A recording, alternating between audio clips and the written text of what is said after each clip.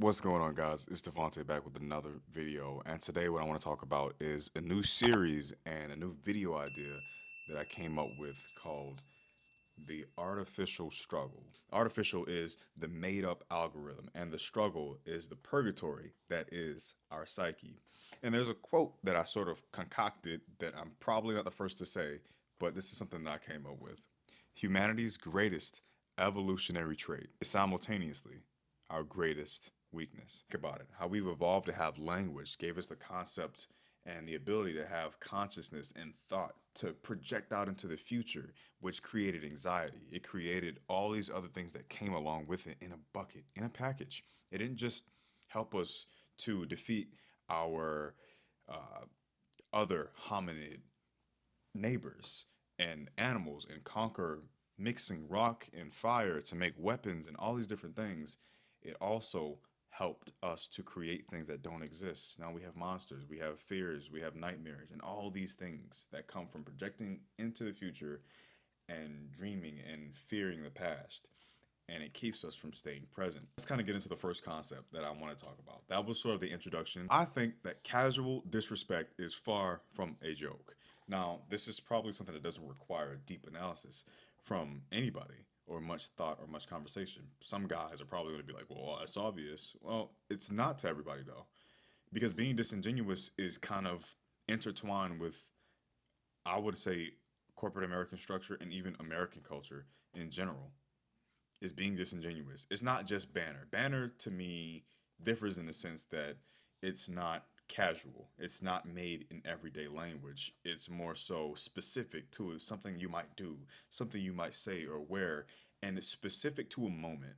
Whereas casual disrespect is how somebody chooses to engage with you specifically. Is I noticed this person is casually disrespecting me, but they're writing it off as a joke. So one of the first things they do is show teeth and smile, but it's a forced smile all the time. And I've come to notice that a lot of interactions at work, especially in the workplace, are disingenuous. They're forced laughs and forced smiles, and when you stop partaking in it, people have a very negative reaction, especially if you are former people pleaser turned into just polite, meaning I pulled back from doing unnecessary nice things.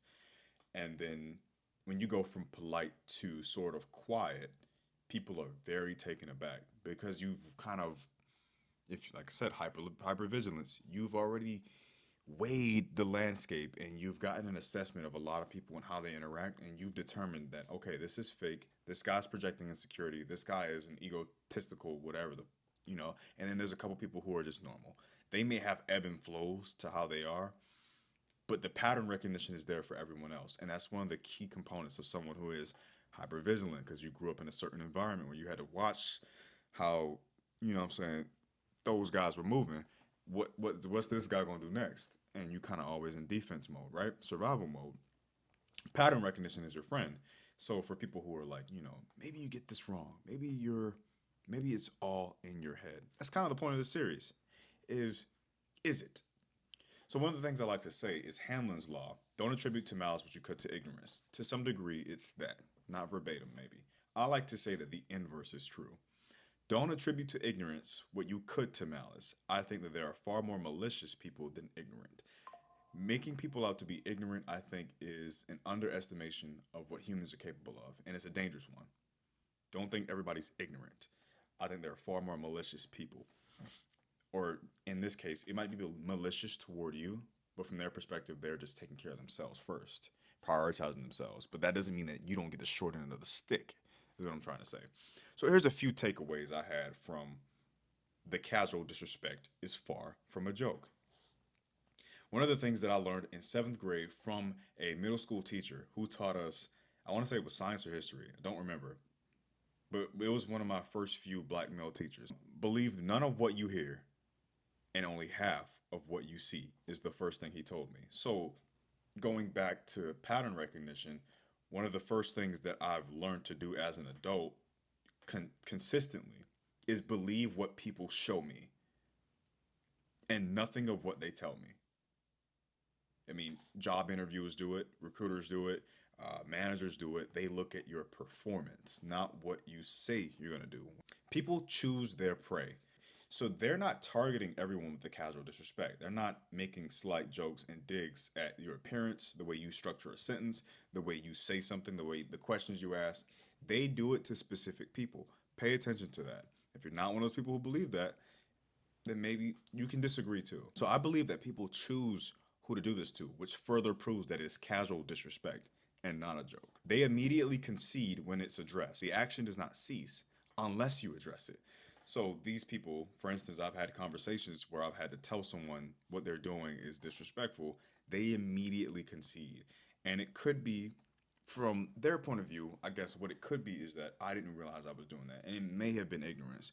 What I believe it is, more oftentimes than not every time, is they did not think that you would address it because you had spent time not addressing it. And it does not cease to exist unless you address it. If you're the type of person that thinks that casual disrespect will stop from ignoring it, what you'll find is that people will keep testing you far more than they'll take a hint. Because the goal of them is to not, they're trying to get a reaction. They won't admit to getting that reaction when they get it. But that's the malice part, okay? Is to make you get out of character and for them to say, I don't know how the hell this guy, I didn't know I was doing that to you. Because it makes you look like someone who's mentally unstable. Who would admit to that? People commit crimes in broad daylight with footage and still lie. And you don't think that your coworkers and friends would? That's funny. I don't see, you don't have an ounce of pimp in you, I see. They're often the most insecure people. And they project if addressed sometimes. They will flip it back on you. A lot of these people, and I've seen it more so in men, is that they're very insecure. And they project that level of insecurity by being a jokey person. Because jokes are one thing, but when you're always the butt end of the joke, realize there's a truth to that joke that that person does not want to address with you. That is what they think of you. And I often think that it's insecurity because it's very seldom that these are attractive men that say this. Attractive or successful men. It's oftentimes very unattractive, out of shape, and just lonely men that are very casually disrespectful. I believe that your stress is a result of not exposing imposters and showing your teeth. So instead of exposing them in the moments that they're doing things and pointing out that you know what they're doing and that they should stop before retaliation occurs to some degree, you know, how you say that depends on what environment you're in.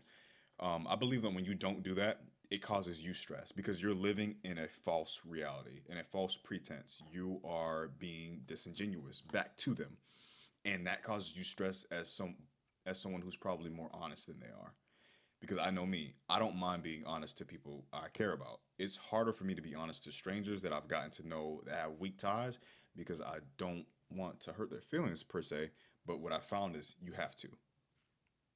Correct me in the comments if you think I'm wrong. You have to be willing to hurt people's feelings and be blunt, and you notice that your stress levels go down because that's exactly what happened whenever I address something. My stress goes from here and being like I would never do this to someone to here when I hold them accountable, and they start, I don't know, hyperventilating because they can't believe that I pulled them to the side and told them that what they're doing is childish. And I see you. I've done this to family members. I've done this to coworkers and friends. And I don't mind. It drains your sanity. It drains your sanity because, like I said, you're living in a false pretense, a double identification, a double reality. You don't know what's real and what's not. And you're training yourself to be an emotional, verbal cuck. What I mean by that is you're training yourself to accept dominatrix behavior from another person. This person is dominating you verbally and mentally, and all you do is either fake laugh, nervous laugh, or you don't respond. You are training yourself to be someone that casually accepts disrespect, which signals to other people that you might not be the right fit for a lot of things. And if it causes negative impact for you addressing a situation, that might not be the right environment for you. So if you pull someone to the side and you professionally and adult-like, but sternly address what they're doing and bring it to light, and something happens to you negatively, you're retaliated against, that's not their environment for you, and you did the right thing and you got out. But What you send out whenever you don't say something is exactly the same thing, that people should not respect you. It drains your sanity. But not least, you should address or disconnect. If you just don't think that it's worth your time, I think that you should disconnect if you can. If it's something that you cannot disconnect from, the only option is to address it. But disconnecting is sometimes the safer option. And I understand that coming from, like I said, certain areas where things can go left really quick. And it's not all this verbal jousting, mental gymnastics. People are not hard. What's hard is thinking and believing that you know everything about people. What you can trust is what they do and not what they tell you. And that is why I think casual disrespect is far from a joke. This has been the Artificial Struggle.